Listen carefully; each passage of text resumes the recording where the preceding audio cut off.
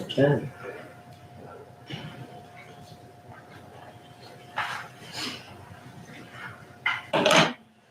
All right, bear with me again today. I got a little bit of a cold again. I wish it'd go away, but it doesn't. So today is December 22nd, 2025, Chickasaw County Boardroom, located in the courthouse.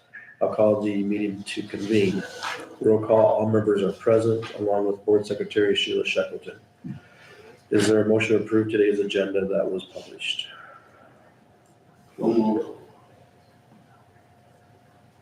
Is there a second? Second. Is that you? Isaac. Motion by Travis, second by Isaac to approve today's agenda. Any discussion? If not, all in favor say aye. Aye. Aye. Anybody opposed? Motion is carried. Approved minutes from December 15th, 2025, last Monday's meeting.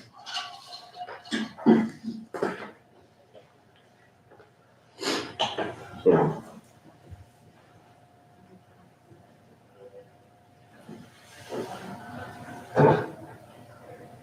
Is there a second?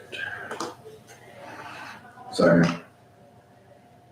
Motion by Scott, second by Steve to approve the minutes from last Monday. Any discussion? If not, all in favor say aye. Aye. Aye. Anybody opposed? Motion is carried. We might split up Roman here just because of the agenda items, so good morning, Roman. First thing on the agenda is review final plans and notice to bidders for HMA resurfacing Golden Place Project LFM 122 7X19 on B22 from Wilson Street East, which is in the city of Bella Vista, approximately 5.9 miles to US Highway 63, and authorize Chickasaw County Board of Supervisors signatures on cover sheet of the plans. So yeah, I sent you guys all the plans, notice to bidders, cost estimates, just looking for approval. This would be a February 17th letting, which will be a special meeting for you guys on a Tuesday. 10 a.m. These are the prints here. Yep. So, this is part of the TIP project.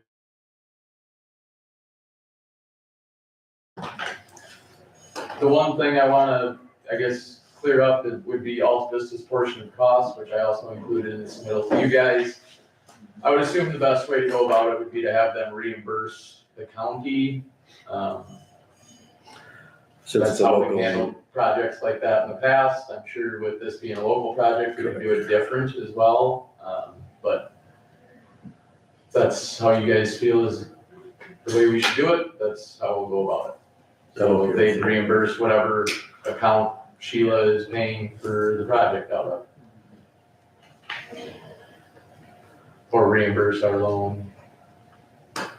No, I'll have to look into that, but I know what you're talking about, just like New Hampton. Yep. Yeah.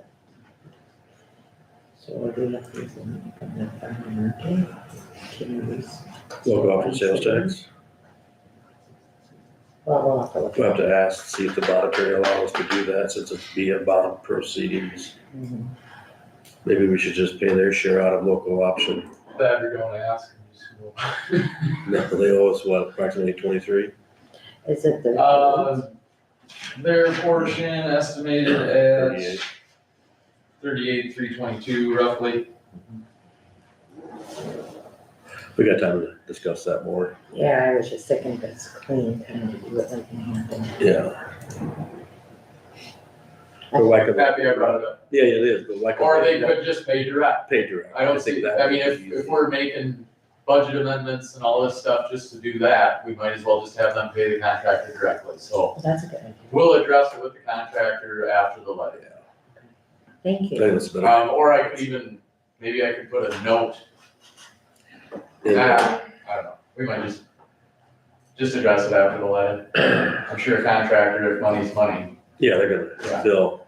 And I know Alta Vista said that they have money set aside to pay for this. So shouldn't be an issue there. You guys wanna see the prints? You guys all got a copy? Is there a motion to approve the final prints and notice to bidders?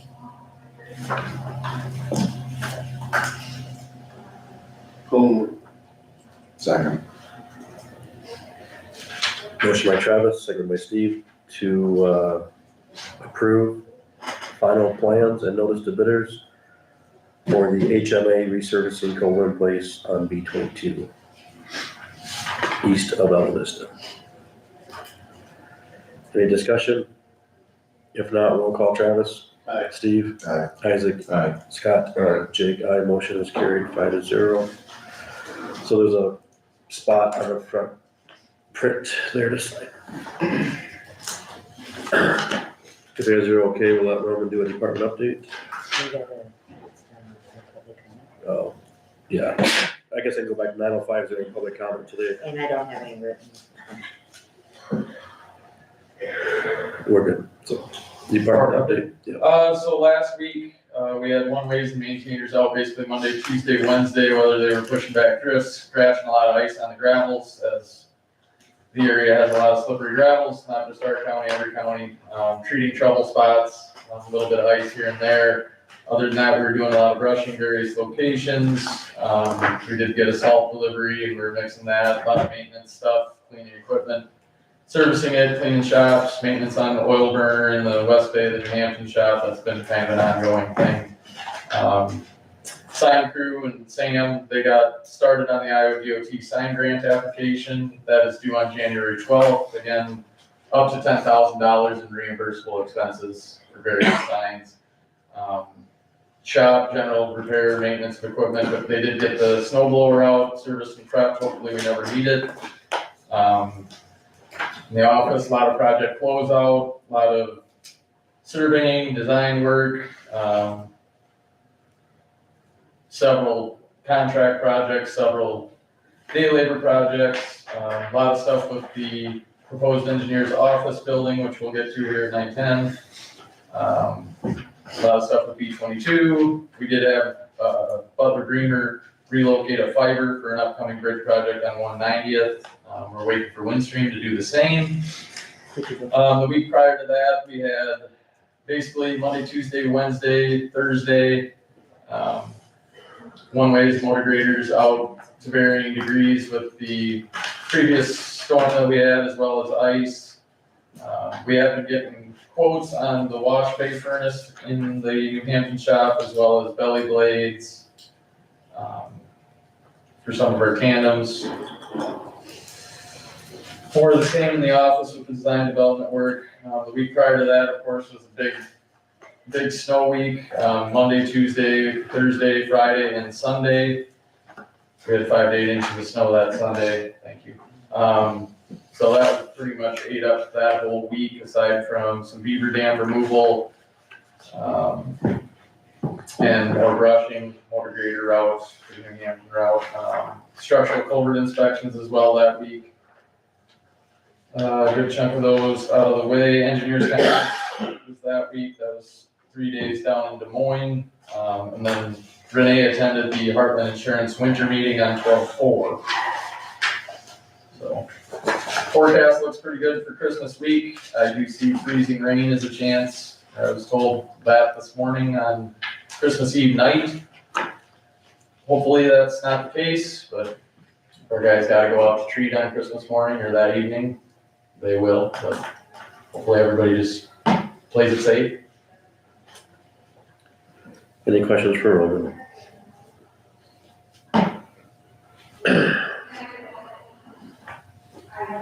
Thank you for that. Do I have to wait a minute here?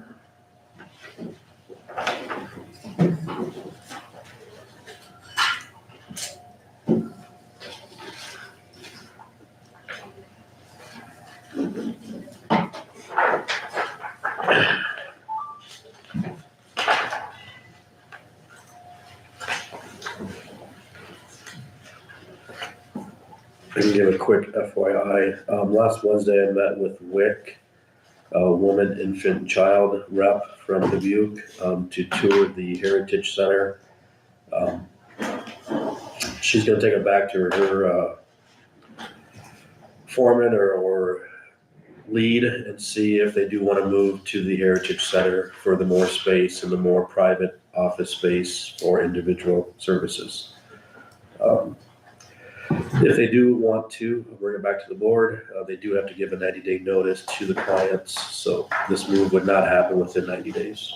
So, also, I got a text from NEI's Northeast Iowa Community Action that they did get that grant. So today at 3, Dave Gordon is gonna be meeting with her to figure out which room they actually want to get ready for the new hire of the grant that they got. So that'll be the 3rd room that Northeast Iowa Community Action will be using at the Heritage that we approved like 3 or 4 weeks ago.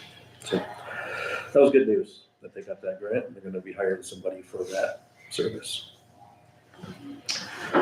All right, I have 9:10. It is the date and time for the public hearing of the Chickasaw County Engineers Office Public Improvement Project. It did make the paper on December 10th to 11th per Iowa Code 26.12. So is there a motion to open the public hearing?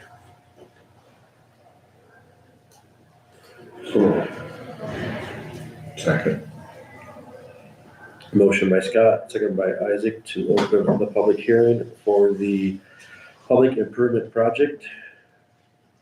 We call it the Chickasaw County Engineers Office. Any discussion? If not, roll call. Scott? Aye. Isaac? Aye. Steve? Aye. Travis? Aye. Jake, aye. Motion is carried. It is 9:11. We are in the public hearing. Any written comments? No. Any public comments? I'll just recap. This public hearing is needed. I talked to the county attorney on Friday. We actually missed it in the first publication of the agenda, but it got added at about 1 o'clock. So it made the publication on the 10th, the 11th. This is due to our construction project that we are hoping to approve shortly. This is for the engineer's office building up there on, 1990 Mission Avenue. there you go. Thanks, Roman. Was it 1990?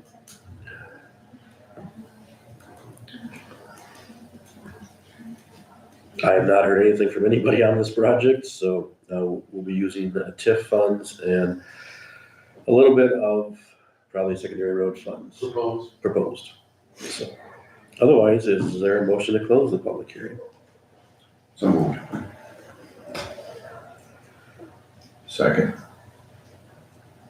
I got a motion from Steve, seconded by Isaac to close the public hearing on the public improvement project at 9:12.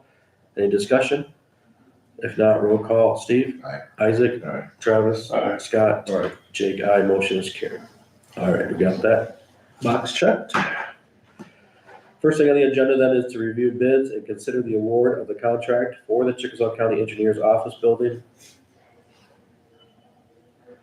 I think it falls under that resolution 12/22/25-57, resolution approving proposed plans, specs, form of contract, and estimated total.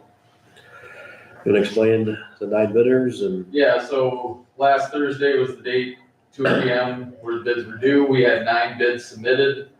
All were qualifying eligible bidders and with the proper documentation. Our low bid was Stevie or Staggy, however you pronounce that, Construction of Waverly at $577,220.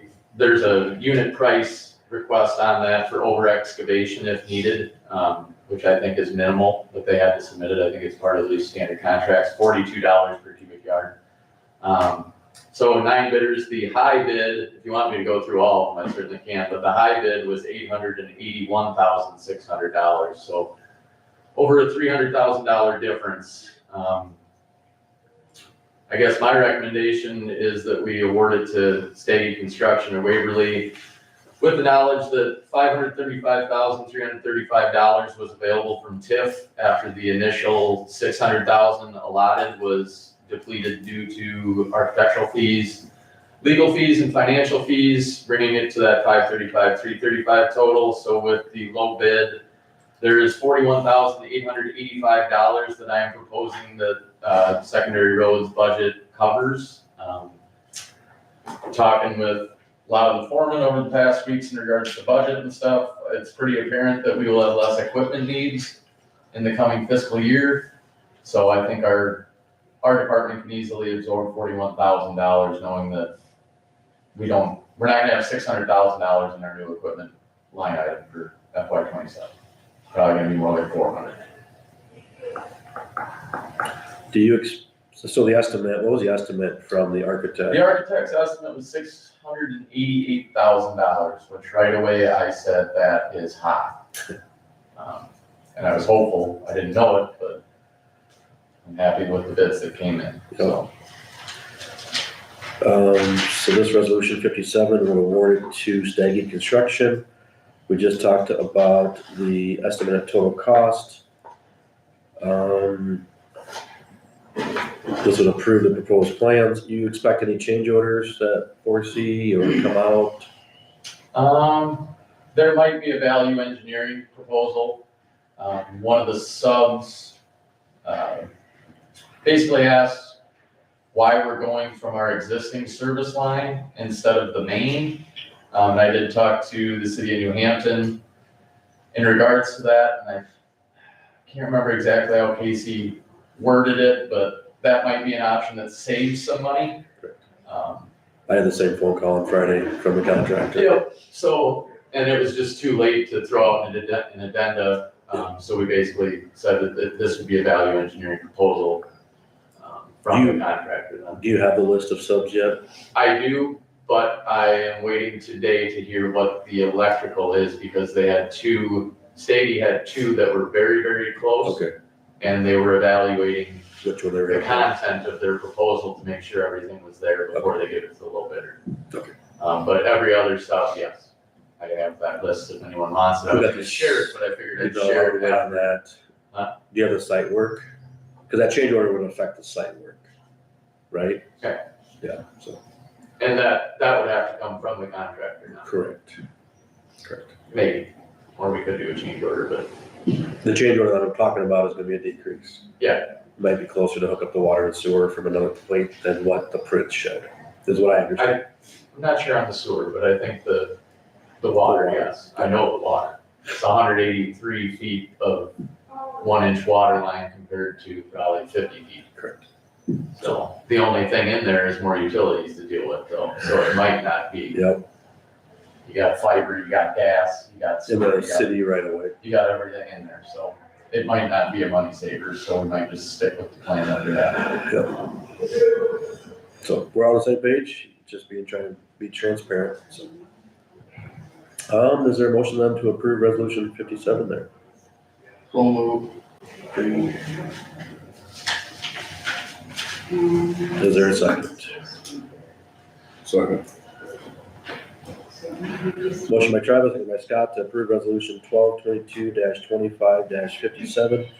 It's a resolution approving proposed plans, specs, form of contract, and estimated total cost of public improvement project. Any discussion? If not, we'll do a roll call. Travis? Scott? Aye. Steve? Aye. Isaac? Aye. Jake, aye. Motion is carried. Resolution 12-22-25-58, a resolution approving contract for public improvement project.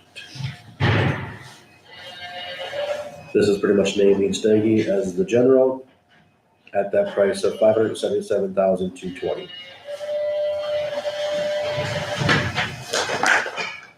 Did I miss anything? Nope. You moved? Yep. Travis makes the motion. Is there a second by Steve? Motion by Travis, second by Steve to approve resolution 1222-25-58, approving contract for public improvement project to Staggy Construction out of Waverly, Iowa, in the amount base bid of $577,220. Any discussion? If not, roll call. Travis? Aye. Steve? Aye. Isaac? Aye. Scott? Aye. Jake, aye. Motion is carried 5-0. Thanks, everybody, for the long road that took us to get to this, so. I did send an email out to Jason, the bond attorney, on Friday morning, telling him what got done on Thursday, and he was happy with it a little bit. We learned from that. Maybe that's why we have the urban renewal plan. update it to make sure we ask the public for the not to exceed the 3 million for that B-22. Just so that we don't have to use local funds then to fill the cost of those projects. I will bring the resolutions after the meeting. Yeah. Do you need me in for that? Or the amendment change to the URP? No, Okay. thank you.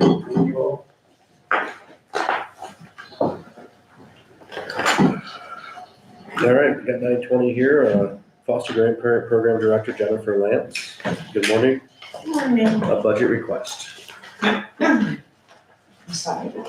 I'm just handing out brochures about our program. Thank you. Yes, I am the foster grandparent program director over in Channel City. We serve Gordo, Chickasaw, Floyd, and Mitchell counties. We've been in, well, we'll be starting our 54th year this year. Foster grandparent program though has been in the United States for 60 years. So this is not a new program, tried and true. Our local sponsor is the city, which they've been our sponsor for 35 years now. But they help us out, everything. So the program is those 55 and older. They are able to apply to be a foster grandparent in any county. In Chickasaw County, we have St. Joe's. We don't have any foster grandparents there yet, after retirement. New Hampton Elementary, the Little Sprouts, daycare, and the, Fun in the Sun over in Fredericksburg.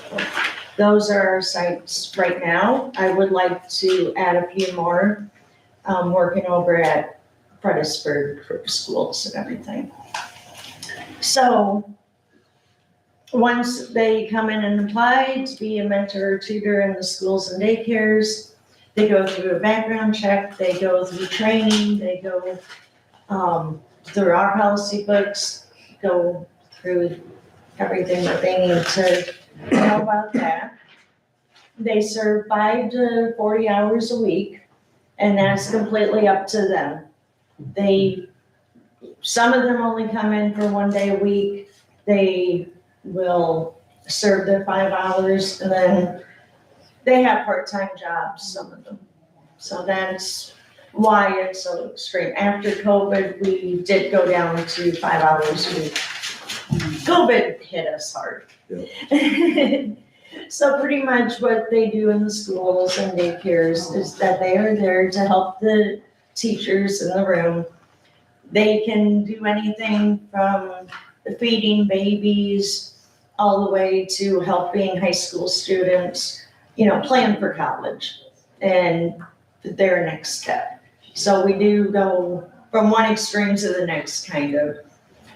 They don't do any disciplining. They will not be changing diapers or preparing formula or anything like that. They, cannot bring a child home with them or anything either. I know sometimes that's a conversation I love having. But they're there to encourage them, to listen to them if they're having a bad day, help them with their educational needs. Sometimes they do, have a really bad day, something's going on at home. So they sit out in the hallway sometimes with them and just listen about what's going on in their lives and know that somebody, there is a caring adult out there for them.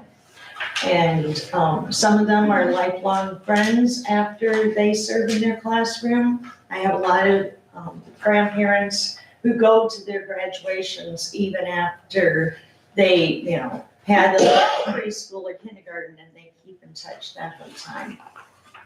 So our grandparents do receive a stipend from the federal government. Most of our funding does come from the federal government. It is a $4 an hour stipend. That is only for the hours served in-service meetings. We do pay mileage back and forth for in-service meetings over 15 miles. Since New Hampton has to go over to Trail City, I have in-service in Trail City and in-service in Mason City.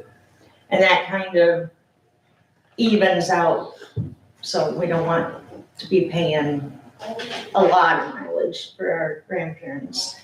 At that in-service, they have a catered meal there. We use all the local catering, depending on the price and everything. We have speakers come in. This last time it was a speaker about we had speakers on wills, preparing, for the future. We've had speakers come in and talk about physical therapy and different exercises that they can do to keep active and fit.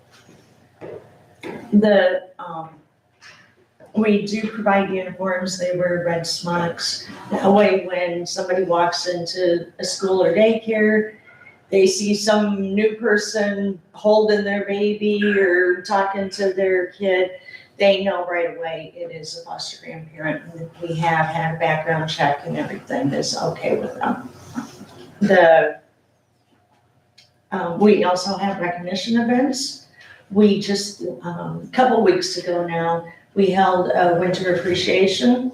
That is just for, we had Pastor Drew and Jesse perform for the grandparents. We have a nice meal, we have door prizes, and some fun and games for them too.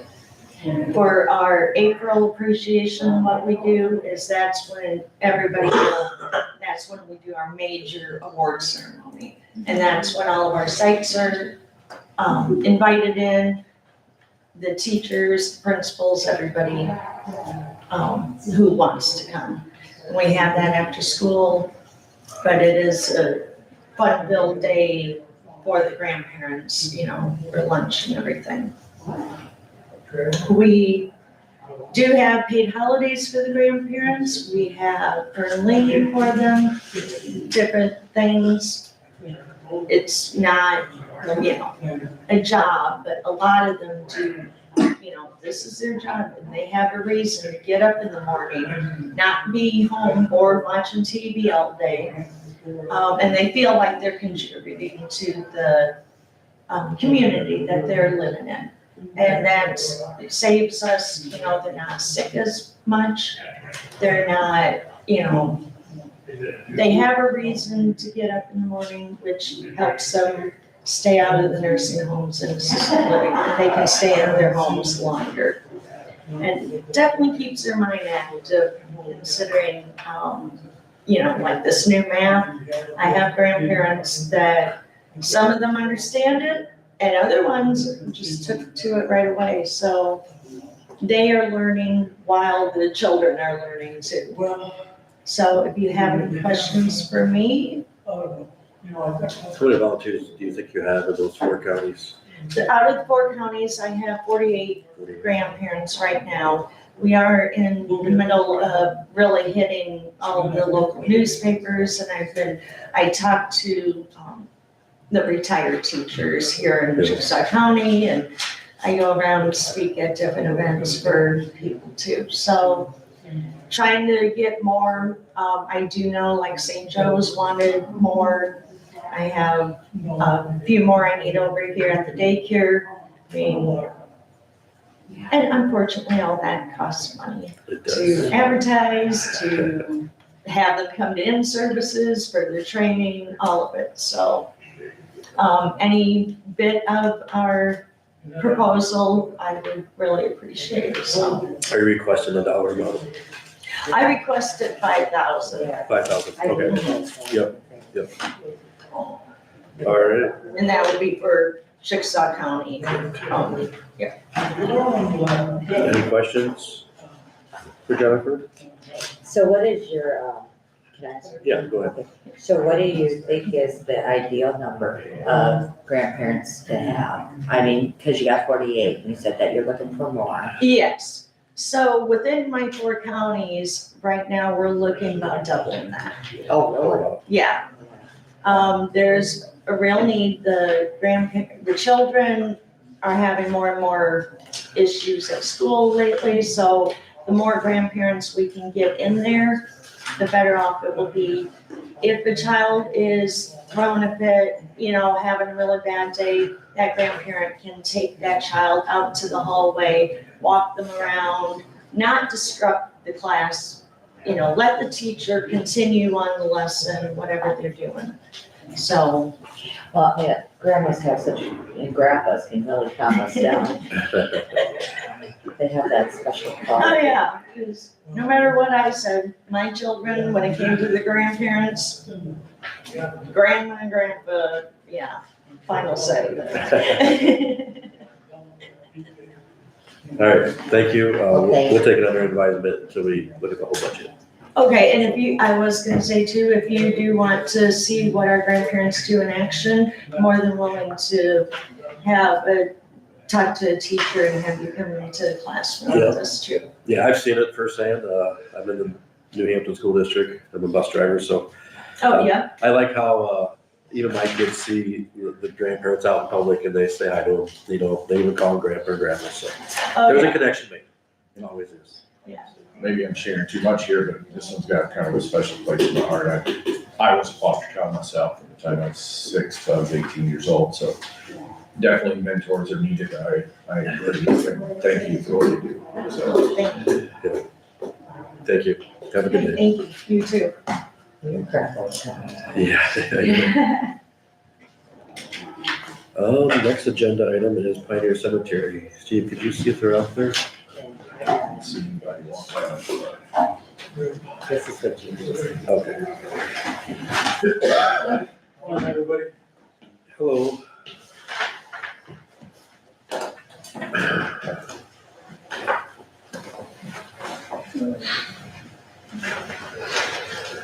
Hi, how are you? Good.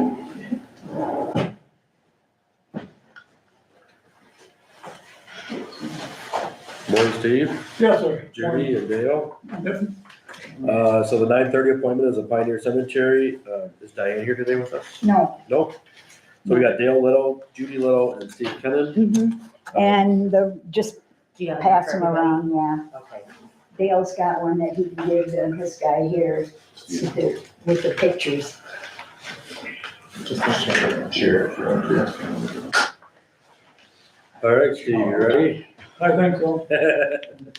What do you guys all want? Just run through the, Just run through some highlights of what you've been up to and, okay.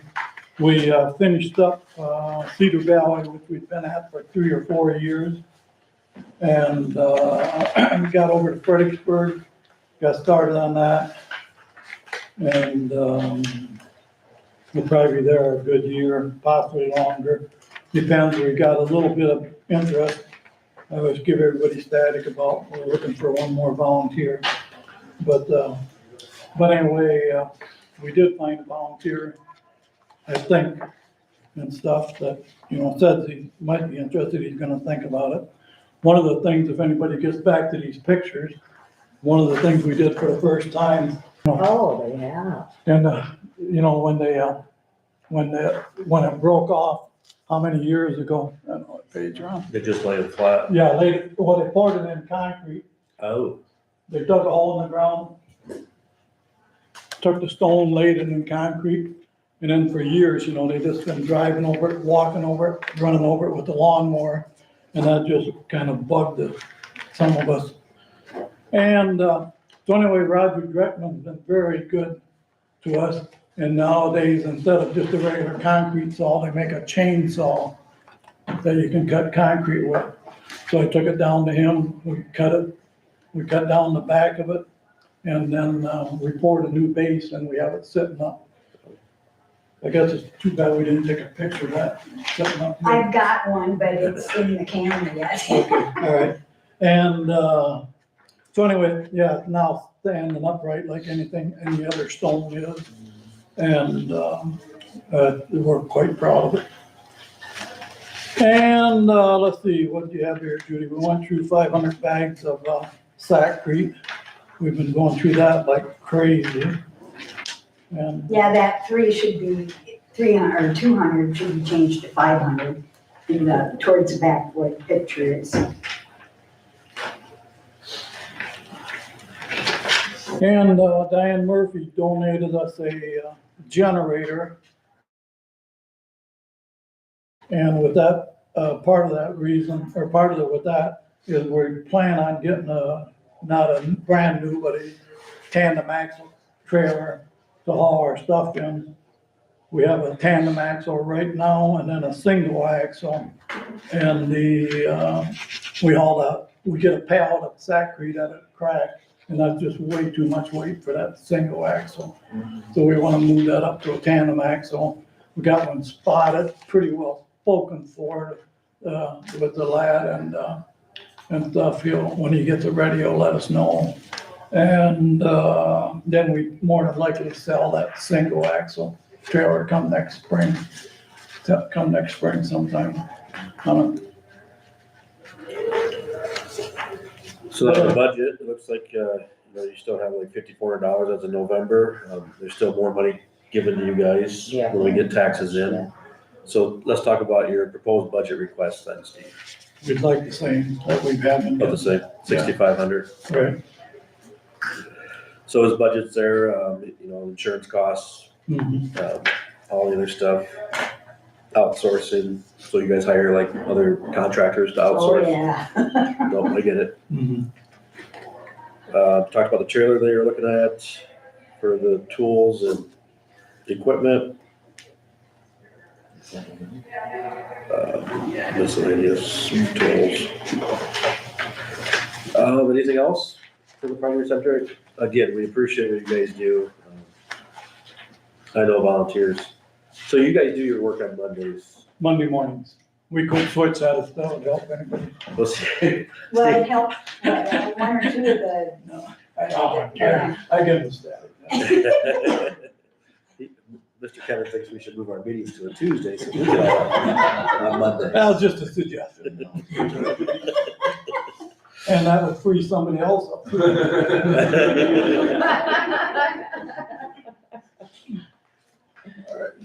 Anything else for the Pioneer Cemetery? No, just that we've been, one of our main expenses, going through, Sackcrete.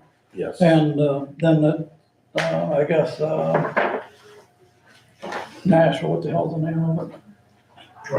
oh, no, not Western, Cedar View. Tell to go. Cedar, Cedar View. no, Nashville, Oh, and Nashua, Pearl Rock. yeah. Pearl Rock, we just put a new fence in down there with just growing up stuff, and Jackie Wilkinson owns the land farm right around it, so he split the cost with us and stuff, so it's like anything else, I sure don't have to, you guys, it don't take long to spend money. Exactly. So. Well, we plan on updating our pamphlet too. Yeah, So if there's no other questions, we do have two of your members up, so we have new applications here, Judy and Dale. Mhm. It looks like there's gonna be some change in leadership. You're gonna take over as chair, right, yeah. and then January 1st, Dale will be as vice chair, and then Judy will still be secretary.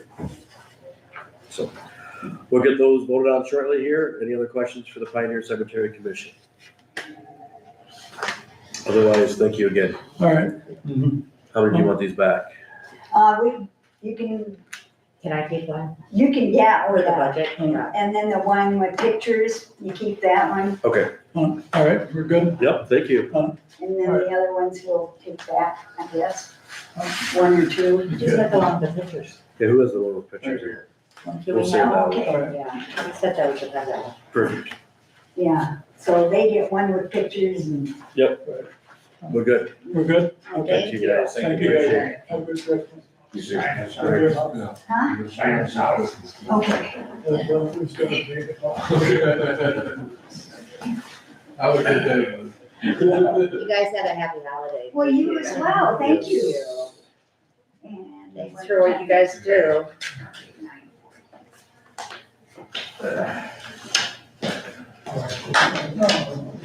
Thank you, Judy. You betcha.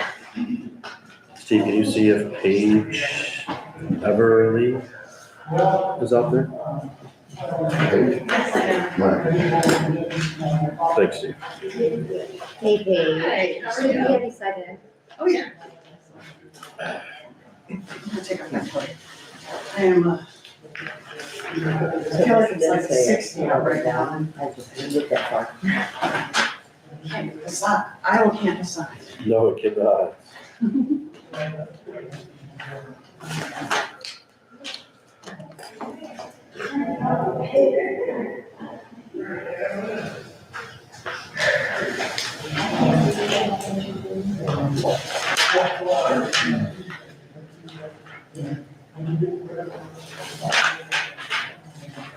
So today we got 9:40, Riverview Center Director of Development and Public Relations, Paige Everly. That's me. Good morning. Good morning. If you want to explain what your Yeah. agency does. and- Well, as you said, my name is Paige. I'm here for Riverview Center. We are a organization that supports survivors of sexual violence, and Chickasaw County is one of the counties that we serve. And so we're asking for funding to support our efforts through that. When I say that we support survivors of sexual violence, that isn't just about the survivors. It's also, we do a lot of prevention, we do awareness. We work with law enforcement throughout the county. We have an organization, we support an organization also within ours called SART, which is our Sexual Assault Response Team, and they work directly with law enforcement.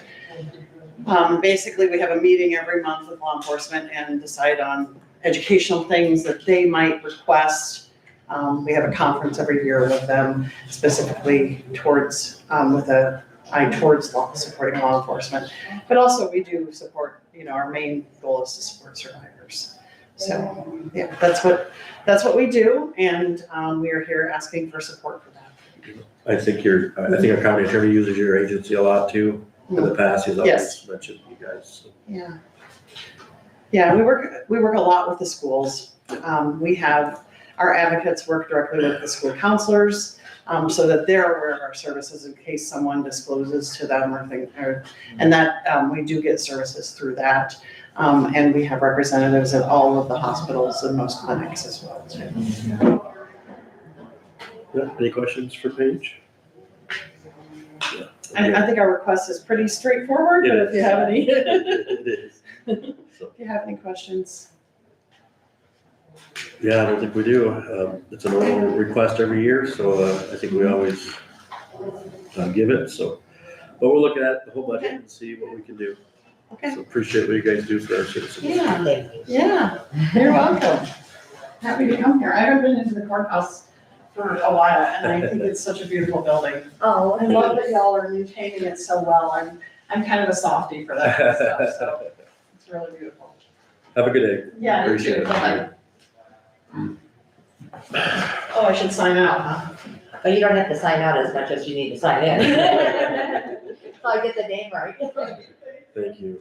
How much was that request? That request was $5,000. Yep. Let's go down to the appointments, if we could. Discuss appointments, applicants and appointment for members to commissions and boards. You guys got one email to you on Dr. Berkman, the medical examiner. Application is on file now. Is there a motion to approve Dr. Lucas Brinkman as our medical examiner? I believe this was for a 2-year term. So moved. Is there a second? Second. Motion by Scott, second by Isaac to approve Dr. Lucas Berkman as Chickasaw County Medical Examiner for a 2-year term that starts January 1st, 2026. Any discussion? If not, all in favor say aye. Aye. Aye, anybody opposed? Motion is carried. And then talking about the Chickasaw County Pioneer Cemetery Commission, that is for a 3-year term, and there was 2 openings. and we just got them when they showed up a little bit ago, so Dale Little is applying, and this is for 3 years, and Judy Little is also applying. Inside their group, they reorganize, and like I said, Steve Kennedy will be chair, and Dale will be vice chair. Is there a motion, you guys wanna do them together or separate? Doesn't matter to me. Is there a motion to approve Dale Little and Judy Little? So moved. Is there a second? Second. Motion by Steve, second by Travis, to appoint Dale Little and Judy Little to the Chickasaw County Pioneer Cemetery Commission for a 3-year term that starts January 1st of 26. If there's no discussion, all in favor say aye. Aye, anybody opposed? Motion is carried. So the only one I can think of that is still open is the civil service. If you guys can find somebody or know of somebody to apply. Currently, they have 2 members, so they're good, and they have to call a meeting, but I always like to have that 3rd member if needed.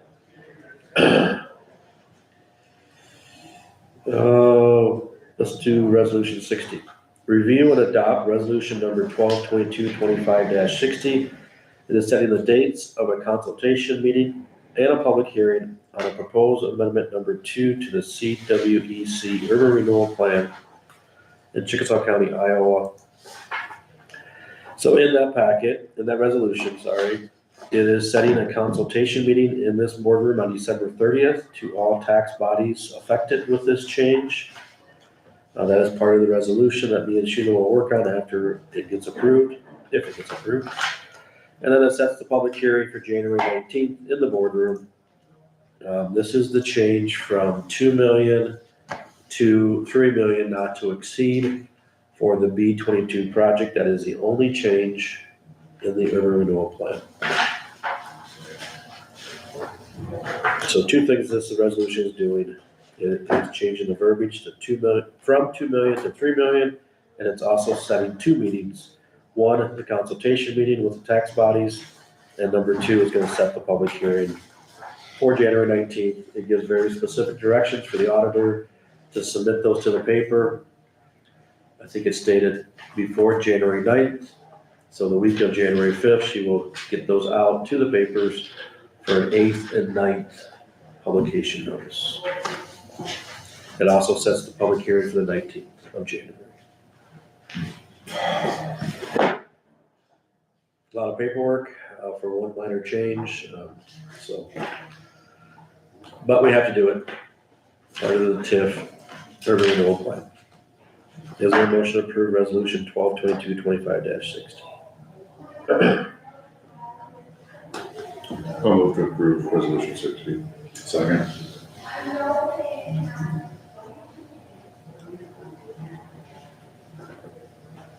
Motion by Scott, second by Steve, to approve resolution 122225-60.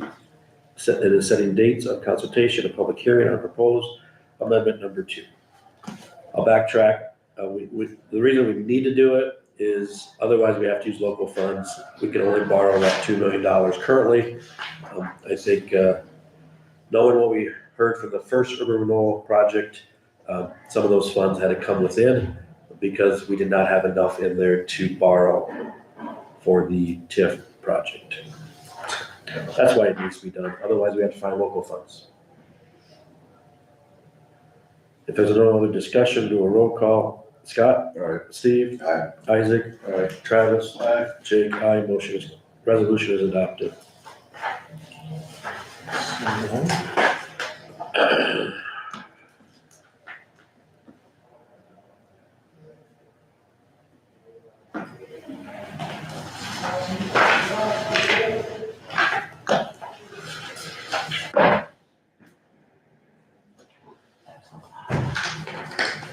Steve, would you like to do one more trip to Red's office? Thank you. You're welcome.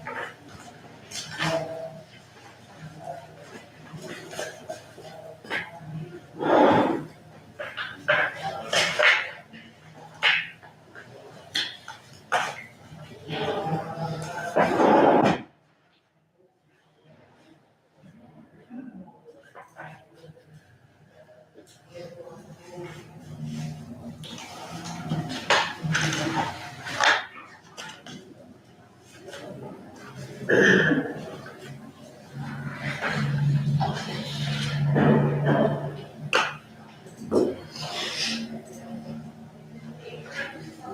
have a committee assignment quick, Steve? I do have one, December 17th at FMC DCAT Governance Board. Went through the fiscal year 26 contracting, financials, discussed updated bylaws, discussed a little bit of realignment update, which is nothing new until the legislature goes back in session. Planning committee updates, they did some grants to National Library, Alta Vista Library, Fredericksburg Library, and Charles City Library. Thank you. Any questions for DCAT? Isaac, anything? No. Travis? Scott? Had a intercog board meeting Thursday afternoon. We got the, annual report back. I believe the auditor's office should be getting a copy of that here shortly. What is that? Also, the annual report from intercog. Okay. We had an election of all board officers, nothing changed there, everybody stayed the same for one more term. Brian Kilber, I'm not sure how you pronounce his last name, Buchanan County Engineer is retiring, and he was the one that received the Citizen of the Year award from the Intercog Board. Membership dues are going up for the fiscal year of 27. 1 penny, so it'll be going from 54 cents per capita to 55 cents per capita. That's all I got. Perfect. Any questions for Intercog? All right, I did not have any either. So.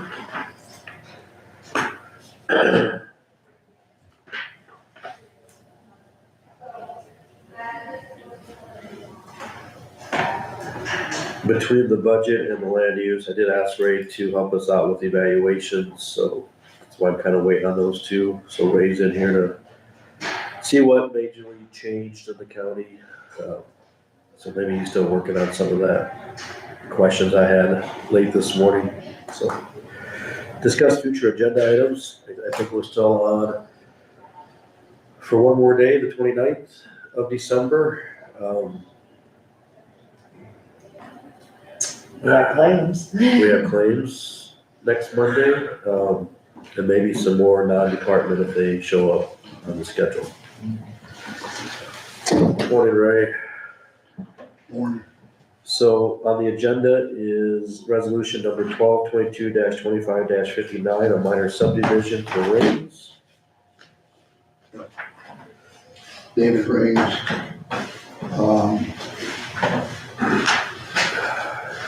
Just pretty much the house is being Yeah, subdivided. just a house garage. But they had, if you go, yeah, that's what they're splitting off now. If you scroll down a little further, that outline in red there is the entire parent parcel. Scroll down one more. Those 3 ag parcels were split off in 2014. So this in essence creates a 4th and 5th parcel. So therefore we have a minor subdivision. Looks like everybody signed off on it. Yep. Simple minor subdivision. Is there a motion to approve resolution 59? So moved. Is there a second? Second. Motion by Scott, second by Steve to approve resolution 12-22-25-59, a minor subdivision for Rings. Any discussion? They're gonna sell the house off to the daughter, I believe, so is the situation now. If not, roll call. Scott? Aye. Steve? Aye. Isaac? Travis? Aye. Jake, aye. Resolution is adopted. So then in budget work session, I did ask for it at the last minute, sorry, Ray, feel short notice. He's used to it from me last week. I What's that? thank you for all your help. You're welcome. So it is on Dome, the Chickasaw County's evaluations that we, as the board, gets to use for the upcoming budget work sessions. And the numbers that we will use when we certify the budget. On the sheet that's on the screen, if Ray or Sheila would like to explain the local government property valuation system a little bit. It looks like we were at, So then Ray does the values, so if you look on the left column, so Ray, submits all the values in Tyler. I entered the rollbacks, which is the taxable. And then here, this worksheet produces the taxable value, which is, on right side of the column. And so then if you see, what parts of the value of the property are actually being taxed. So, and it goes down, we got everything from residential, ag land, ag building, commercial, industrial.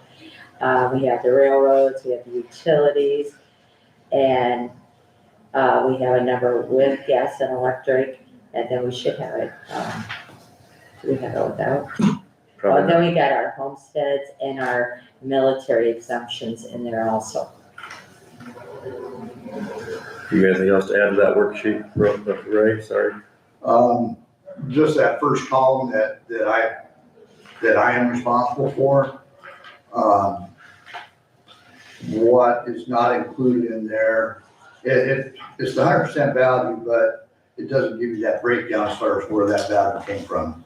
So new construction was a revaluation, buildings removed, property that went from taxable to exempt, or from exempt to taxable, and all of that. That's just the net value, 100% value is what that represents. I do have some other sheets here available if you'd like to go through those to kind of help explain a little bit of that. I'd gladly share those with you. Yeah, you could. I mean, I think we have, I think you that's talked the last about thing on the that. agenda, so. Okay. I think we need to understand too, the current law, we'll talk about that. Mhm. You know, since we saw a 3% growth in evaluations, you know what the growth was, about 10%?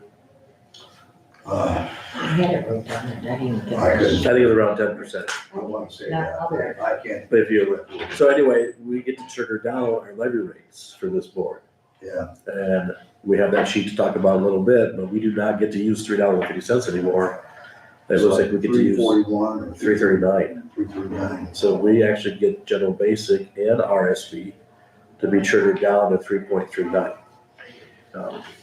So, yeah, if you want to talk about the residential, where those. Here, I'll just kind of give you an idea here of the last 5 years. You guys got this. The 100% value changes due to new construction and revaluation. Now, this is just value that we added as a result of those two applications. This does not take into consideration, want a copy? Loss in value, construction stuff. I didn't have enough time to put that together this morning, but I'll gladly do that so you see a dent change. But just kind of give you an idea to see what that growth has been through the years for the various classes of property, both urban and rural. Now, I did not split out ag or commercial industrial into urban or rural because ag, 90%, 95% of that is in rural areas. Commercial industrial is it's mostly urban, you know, so if I just put those out into urban and rural. But that kind of gives a little bit of a 5-year history of our new construction and value from revaluation. Now remember, every odd numbered year, assessment year, is a revaluation year. That's where I'm charged by Iowa law to change values based upon the market activity over the prior year. And we look at what properties sell for and where we're at that assessment level, and then we have to adjust our values accordingly. So just with my quick look at this, like agricultural new construction, in 23 was at 4.6 mil. 25 was 2 million for new construction. And then you look at agricultural reevaluation is 184, last year was only 698. But last year was not a, 24 year was not a revaluation year. Correct. A non-equalization year. So your even numbered years on the equalization or on the revaluation table will be much smaller than the odd numbered years. Yep. Okay? And what you gotta remember too, for 25, trying to remember what the average increase in value statewide for ag was. I believe it was around that 31%. so what happened then with commercial industrial, because they took away the rollback? No, that's 100, these are just 100% Well, these are just values. 100% This is just 100% values, okay? This is just 100% values. This is not after the rollback or anything like that. I think it's because the commercial industrial rollback, it's a two-tier process. The first $150,000 in value receives the residential rollback. For, Okay. It's not just a flat 90%, but the first 150,000 in commercial industrial property receives the residential rollback, and then after that, all excess is rolled back by 90%. Okay? Now, I've also got here a historical look at the assessment implementation. What that rollback has done over the last 20 years, all the way back to 2002. I keep a running tab on that.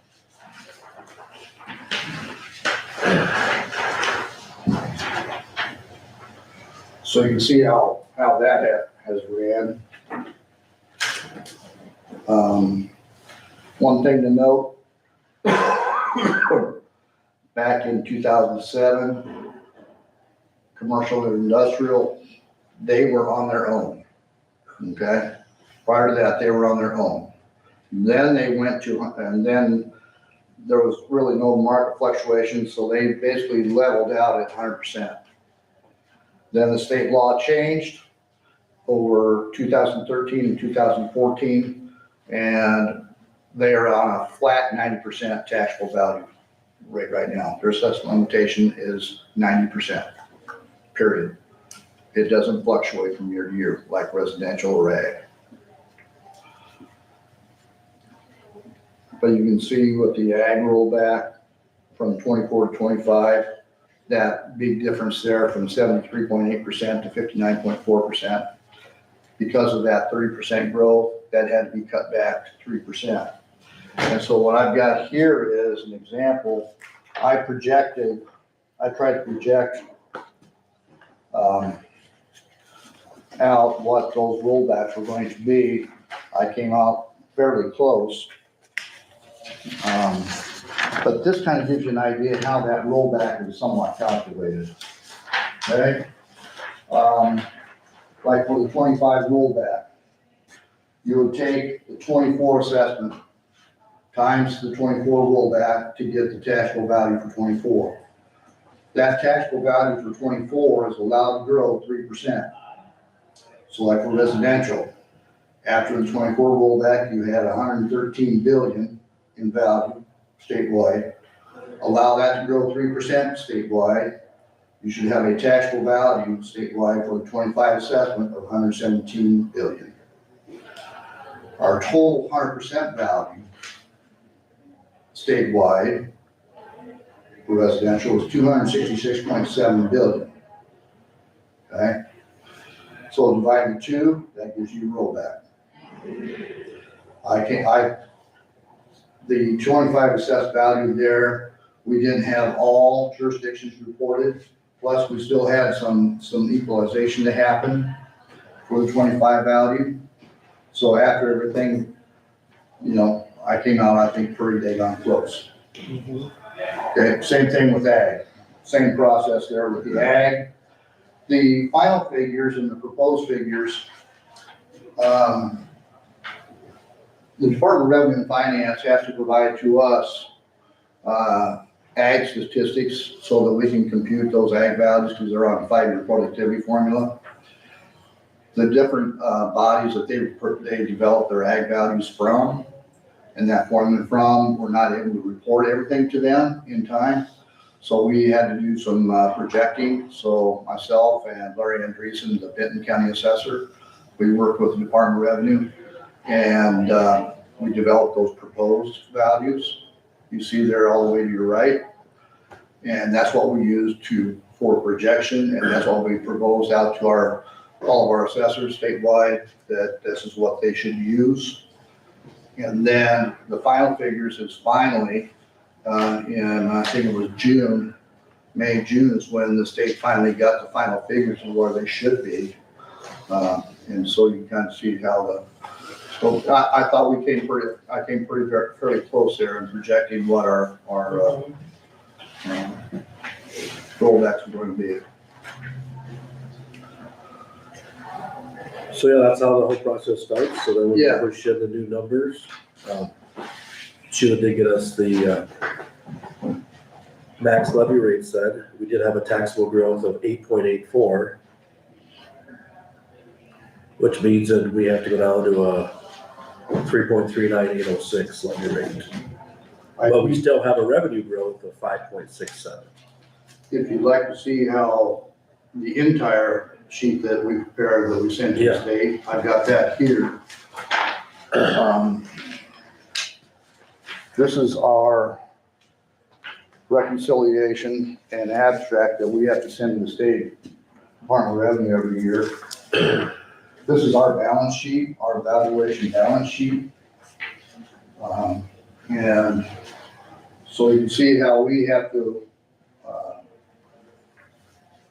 keep a log, you might say, or a balance sheet on all of our values, whether it be urban or rural, by class, whether it be new construction, revaluation, buildings removed, transfers from exempt to taxable and back, et cetera. So you can kind of see our balance sheet there. So it kind of gives you a little bit more of an in-depth insight to how those values change from 24 to 25.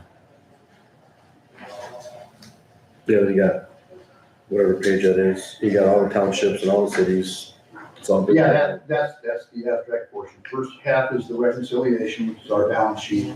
Then the last 3 pages are the total values. Yeah, that's all good information. So then I also want to bring up, I know in the past there's been questions about TIF, right? So what is in the value now for rural is at 17,349,000. And Ray, is that just the 5%, it's the turbines? Yes. Yeah, that's not even full, up to 30% yet. Right. So that 17 million value is just the first year of the 5%. And then the urban is strictly the New Hampton TIF. Excuse me, 20,228,000 is, so those are taken out, they're in there for TIF districts to use, but they're taken out of the total county-wide evaluation. So those are the numbers. They got them in, thank you, by December 31st, they were deadline. So now we can use those numbers and figure out property tax coming in from general basic and RSP. Those are new levy rates, max, we can't adjust, but we do have room to adjust general supplemental. So, any questions? So prior to this, with the rural service, Jake was talking like we had a levy rate of 3.95. That's the state law max, but we weren't there. Well, we did not use it, but that was the state. Yep. But now it's not even on the table anymore. Nope. So it's the same as our levy rate for general basic. So in the House File 718, it makes us, we grew 8.52 in rural, right? That's that second number, 8.52. So we got triggered down to only a limitation. So they decreased our levy rate. So our max RSB now is that same number up above, 3.39806. So that has to fund secondary roads, land use, it reads out, ambulance service. So now we have a new max that we can't adjust higher. It is capped at 3.39806. People can play devil's advocate all they want. Should we have kept that higher in the years past? But we still have growth, right? We still have revenue growth of 5.36. So levy rate's just a multiplication factor, but that's our new levy rates for GB and RSV. Can't change them. So now we gotta work that number backwards. So you guys can take that number times the evaluation, that's property tax coming in, which we will do in the next couple of weeks to figure out how much more money is coming in with evaluations with those levy rates. So really, all we look at then is revenue from departments, other sources of revenue, or see what can be put into general supplemental, or maybe we'll bring in too much money in GB because of the growth. Maybe we need to trigger back GS and not have all this money in our funds if we don't need a huge ending fund balance. Because I can recall we have a 48% ending fund balance on July 1st. Do we want to do that high? Do we look at GS trigger? That's the only one that we can do is GS. Because you gotta have GB maxed out to trigger GS. So if you have rural service maxed out, Which is a new number of 3.39. then you can trigger, they have a supplemental for rural service too, but it's never been used. I'm just letting you know all the information that there is. And some counties do use general Yes. supplemental for health insurance Mhm, or FICA or IPERS mhm. if they indeed don't have enough coming from the new max levy rate. So we've never been there yet. Chickasaw's always been fortunate. They have not had to ever use it. They've always had it with the max levy they set, they were able to pay what they needed. Yeah, history probably proved itself. I don't think the counter's ever at 3.95 in RSB. I don't think so. So we never used it, so. So, any other information you guys need? This is good information to talk budgets. Like I said in the timeline, I think we need to let the the elected officials know on the 29th. Unless you guys want to just give them an idea of where they should be at for their budgets, so they can start preparing budgets for January 5th, 6th, 7th to present to us. I had this discussion with Ray, I don't want to use this as an example, but we always want to know what the state's going to do to us. I hope they let us do the current House File 718. They restricted us down from our max levies to a lower max levy. If we do all this work and then they change something for July 1st, I hope it's not this fiscal year that the tax bodies are working on today. I would assume, I guess I shouldn't assume, but I would again hope they would not. If you recall back with House File 17, they did a number of things that was retroactive, and it just put everybody into a spin. And in fact, some of those jurisdictions that have solutions tax software still do not have the software completed to satisfy the requirements of House File 718. Yeah, imagine working with that. I think they understand, at least those that we have talked to as assessors, that anything retroactive would be devastating, not necessarily to budgets, but just to the software and the process that we all have to go through to develop everything.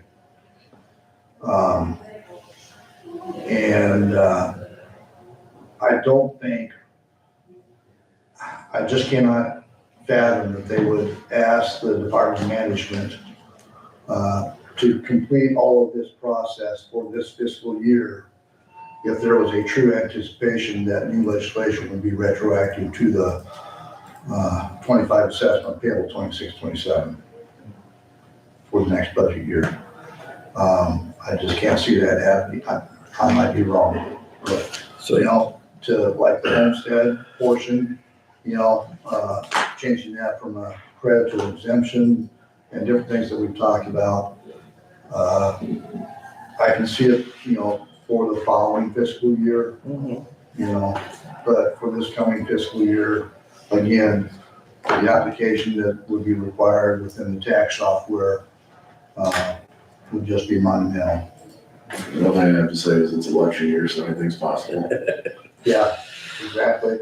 but all we can do is move forward with the law currently. That's all I can. That's all Yeah, we can and that's do. all we know, we don't have Yeah, a that's all we crystal can. ball, so here's what we know, so. So we can And- figure out what the property tax ask is gonna have the new levy rate, 3.39. Yeah, we got that. That number's there. Yeah. We can figure that number out easily. Mhm. I know that, I think the consensus is there that the rollbacks will stay in place. There is a general consensus among legislators that that will stay in place. At one time, they were going to eliminate the rollback, but I think the general consensus is they will stay in place. And the biggest thing is the exemption to, The biggest issue will be the homestead and these different credits from, credit to an exemption. The other thing would be how much of the school funding will the state take over versus stay with the local property tax. And then also the allowable growth. yeah, if they say 2% tax asking, Yeah, because that's what they're really looking at, is a 2% limitation on tax estimates. so that didn't matter what our evaluations did. It's just, Flat 2%, then plus you would still allow your allowable growth based upon new construction and new value, which would be like value coming out of exempt to taxable status. so always more to come. Anything else? You guys okay with the timeline so far? Do you guys want to see departments the 29th? To me, I think we need to set, we have until the public hearing of the budget to set elected officials. We had a nice presentation last week. Are you guys willing to give a number to the 6 departments, us included, so we can finish these budgets before the presentation? You guys, when you want to talk about the 29th, you want to wait till the 5th? What are you thinking for the presentations? Not till the, It's totally up to the board, but I think the 5th, 6th, 7th, 12th, 13th, 14th, oh, that's when you're thinking for the presentations? I know 2 or 3 already have it done.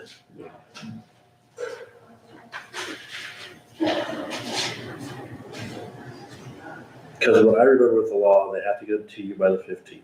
Right. You're supposed to get them to us by the 20th.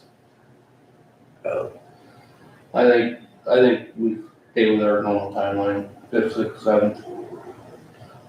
Then the following week, When do we let elected officials know what we can always go higher and always lower it if the state does something?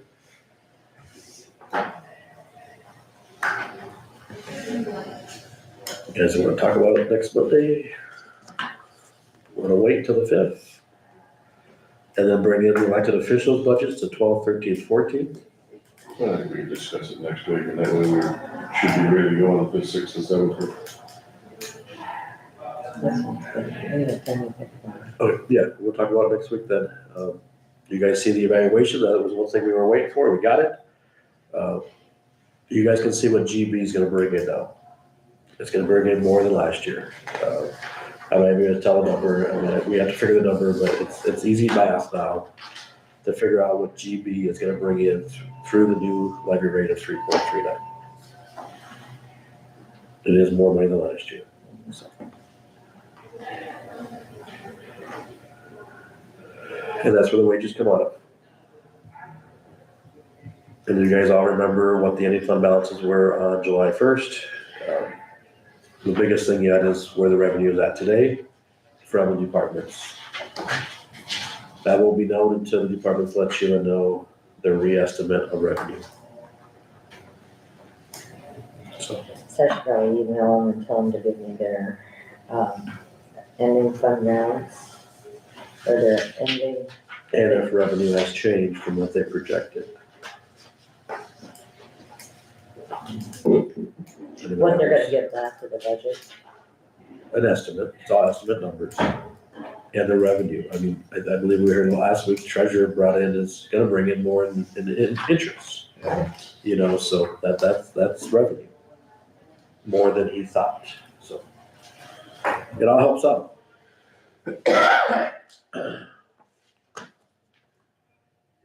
Anything else in the budgets? And if you need anything more from me, if you have any more, any questions on the values and establishment of those values and the entire process, stop on over. I'll just clarify, it's not your fault for raising values. It's off of, and I heard it already this morning from other people. It's sale market, it's. Yeah, we're just interpreting the market. Exactly. We're interpreting the market, you know, and the Department of Revenue and Finance, like I say, every other year is a revaluation year, equalization year.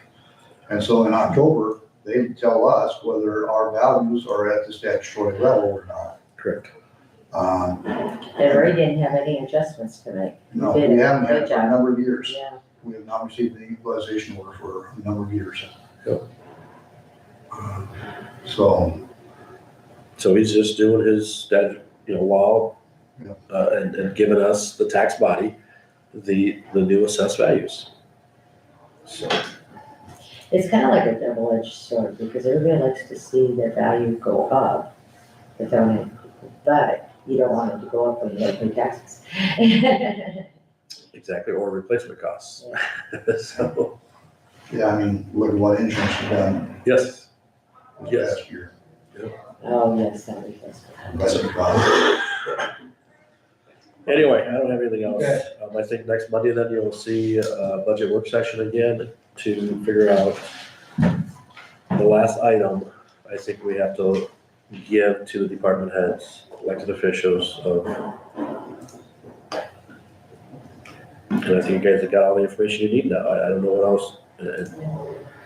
We all know on this side that the state's gonna do something, but I think we have to continue to move forward with House File 718, and this is what we have to work with today. So, otherwise, we could be up here for a long 3 months trying to figure out what they're gonna do. But it's always back there though, that they're gonna do something, and I guess if they do something, we change that. Otherwise, any other future agenda items? I don't see much for next week, just because this week is short. We got claims and elected official wages. Otherwise, I think all the hearing, the notices, the projects. I did get a phone call from Mick Gates, like some of us know that the unit is here. He did bill us last week to pay for that, but he will not install the air conditioner cooler until the roof is stable to work up there, so. He told his staff to submit the bill, so I doubt if it made the claims unless you guys got it. They can wait 2 weeks. I didn't remember. They can wait 2 weeks. All right, is there a motion to adjourn?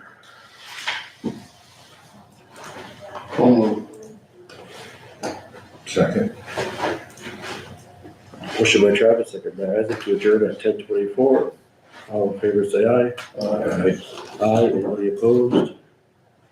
Motion is carried.